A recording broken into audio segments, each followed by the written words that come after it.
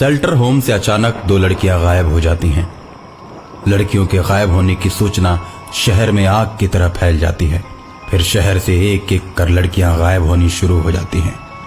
अब तो शहर में डर की वजह से औरतें और लड़कियां घर से बाहर नहीं निकलती। प्रशासन से लेकर सांसद तक परेशान हैं। प्रशासनिक पदाधिकारी भी इस समस्या का हल नहीं निकाल सके। और एक दिन टीवी की स्क्रीन पर अचानक एक भूतनी नजर आती है। शहर वालों, तुम सबसे गुजारिश है कि शहर छोड़कर चले जाओ। मैं इसे भूतों का शहर बनाना चाहती हूँ।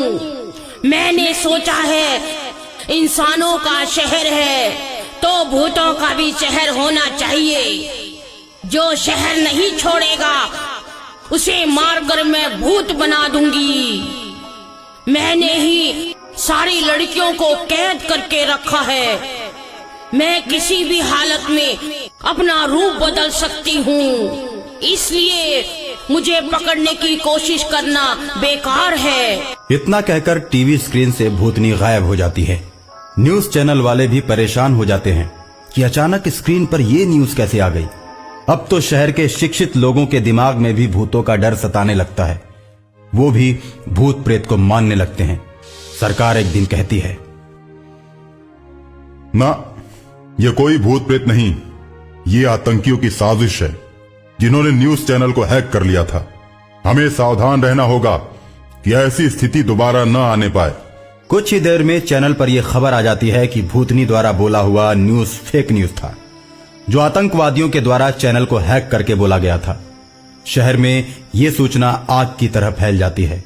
लोग यही सोचते हैं कि भूतनी का सहारा लेकर आतंकवादी अपने रहने के लिए इस शहर को खाली कराना चाहते हैं। प्रशासन और पब्लिक सावधान हो जाते हैं। भूतनी दोनों लड़कियों को लेकर शेल्टर होम पहुंचती है और उसके बाद वहां से गायब हो जाती है। अपनी दोनों सहेलियों को देखकर शेल्टर होम की लड़कियां खुश हो जाती हैं। गायब हुई लड़कियों के आने की सूचना पाकर पुलिस तहकीकात में जुट जाती है। थानेदार संगीता और मीना दोनों लड़कियों से पूछता है, अच्छा बताओ, तुम लोगों को किसने गायब किया था? हमें बहुत ही डरावनी शक्ल वाली एक डायन स्कूल से आते समय रास्ते में मिली। हम दोनों को लेकर गायब हो गई। उसके बाद हमें पता नहीं चला कि हमारे साथ क्या हुआ। जब अचानक हम लोगों की आंखें खुली तो हम लोगों को उसने शेल्टर होम में पहुंचा दिया था, और इस बीच क्या हुआ हमें कुछ पता नहीं। रीना और संगीता की बातों पर थानेदार को विश्वास नहीं हुआ। 2 महीने के बाद लौटी हुई लड़कियां बिल्कुल झूठ बोल रही हैं। इतने दिनों में तो आदमी को कुछ न कुछ पता चल ही जाता है। अच्छा, लगता है कि डर की वजह से ही ये हमसे कुछ छुपा रही हैं। थानेदार शेल्टर होम की इंचार्ज सरिता को बुलाकर थाने ले आता है। सरिता जी, लगता है कि दोनों लड़कियां डर की वजह से हमें कुछ बता नहीं पा रही हैं। ऐसा करिए, जब आप शेल्टर होम जाएंगी तो बड़े ही प्यार से उन लड़कियों से पूछिएगा कि 2 महीनों में उनके साथ क्या हुआ। ठीक है। सरिता शेल्टर होम जाकर दोनों लड़कियों से पता लगाने की कोशिश करती है कि उनके साथ क्या हुआ था।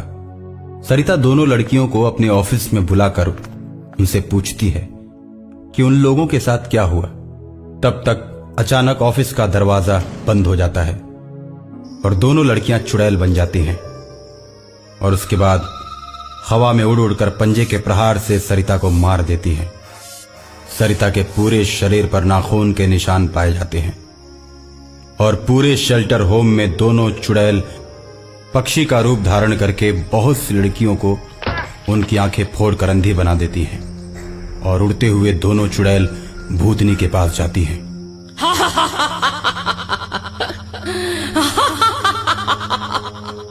आ गई दोनों सहेलियां। मैं तुम दोनों का ही इंतजार कर रही थी। हमने पुकारा और तुम चले आए। क्या बात है, क्या बात है, ये तो शायरी हो गई। अब तो हम तीनों मजे करेंगे, दुनिया वालों को सता सता कर आनंद लेंगे। और तभी एक पवित्र आत्मा आकाश की तरफ से आग का गोला बनकर उन तीनों पर गिरती है और उन तीनों को जलाकर राख कर देती है।